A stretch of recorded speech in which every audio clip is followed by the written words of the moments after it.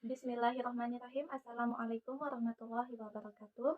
Yang kami hormati Ibu dosen pengampu mata kuliah pengembangan nilai agama dan moral, Ibu Bayroni Indira Astria MPD. Tujuan kami membuat video untuk mempresentasikan makalah kami yang berjudul Konsep Dasar Tujuan dan Fungsi Perencanaan Pembelajaran. Materi pertama akan disampaikan oleh saya sendiri, Elda Susi Saputri, NIM 2001-10134. Materi yang kedua akan disampaikan oleh Hikmawati dengan NIM 2001-10122. Materi ketiga akan disampaikan oleh Sri Wahyuni dengan NIM 2001-10128. Dan materi yang terakhir akan disampaikan oleh Sibernika Isna Salsabila dengan NIM 2001-10126.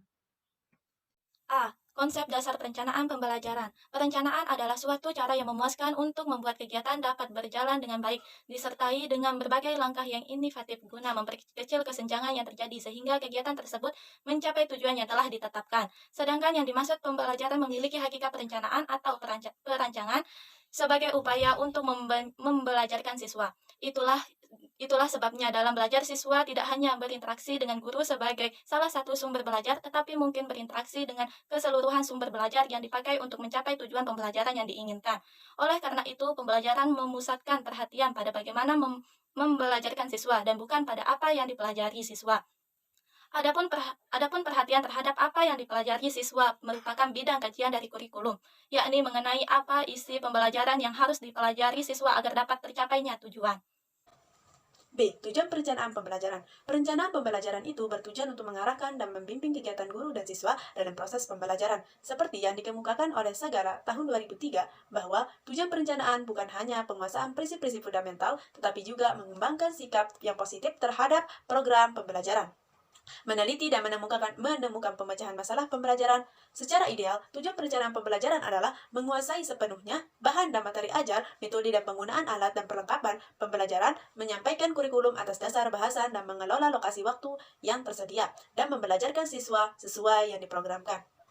Berdasarkan pendapat di atas, dapat dikemukakan bahwa tujuan perencanaan itu memungkinkan guru memilih metode mana yang sesuai, sehingga proses pembelajaran itu mengarah dan dapat mencapai tujuan yang telah dirumuskan. Bagi guru, setiap pemilihan metode berarti menentukan jenis proses belajar mengajar, mana yang dianggap efektif untuk mencapai tujuan yang telah dirumuskan. Fungsi perencanaan pembelajaran. Menurut Konstelnik, secara spesifik, fungsi perencanaan pembelajaran tersebut diantaranya adalah sebagai berikut. Yang pertama, mengorganisir pembelajaran, yaitu proses mengelola seluruh aspek yang terkait dengan pembelajaran agar tertata secara teratur, logis, dan sistematis untuk memudahkan melakukan proses dan pencapaian hasil pembelajaran secara efektif dan efisien. Yang kedua, yaitu berpikir lebih kreatif untuk mengembangkan apa yang harus dilakukan siswa, yaitu melalui perencanaan, proses pembelajaran dapat dirancang secara kreatif dan inovatif. Dengan demikian, proses pembelajaran tidak dikesankan sebagai proses yang monoton atau terjadi sebagai suatu rutinitas. Yang ketiga, menetapkan sarana dan fasilitas untuk mendukung pembelajaran. Melalui perencanaan, sarana dan fasilitas pendukung yang diperlukan akan mudah diidentifikasi dan bagaimana cara mengelolanya, sehingga sarana dan fasilitas yang dibutuhkan dapat terpenuhi untuk menunjang terjadinya proses pembelajaran yang lebih efektif. Dan yang keempat, merancang program untuk mengakomodasi kebutuhan siswa secara lebih spesifik, yaitu melalui perencanaan. Hal-hal penting yang terkait dengan kebutuhan, karakteristik, dan potensi yang dimiliki siswa akan teridentifikasi dan merencanakan tindakan yang dianggap tepat untuk meresponnya. Dan D. Bentuk perencanaan pembelajaran pada anak usia dini dalam mengembangkan aspek perkembangan nilai agama dan moral anak usia dini. A. Proses pembelajaran pada PAUD. Pembelajaran pada anak usia dini pada hakikatnya adalah pengembangan kurikulum secara konkret berupa seperangkat rencana yang berisi sejumlah pengalaman belajar melalui bermain yang diberikan pada anak usia dini berdasarkan potensi dan tugas perkembangan yang harus dikuasainya dalam rangka pencapaian kompetensi yang dimiliki oleh anak. Adapun proses pembelajaran terdiri atas beberapa hal diantaranya. 1. Merancang suasana pembelajaran. 2. Menjalankan atau melaksanakan pembelajaran. Dan yang ketiga, pengaturan. B. Prinsip-prinsip pengembangan rencana pembelajaran yang harus dipahami oleh tenaga pendidik PAUD.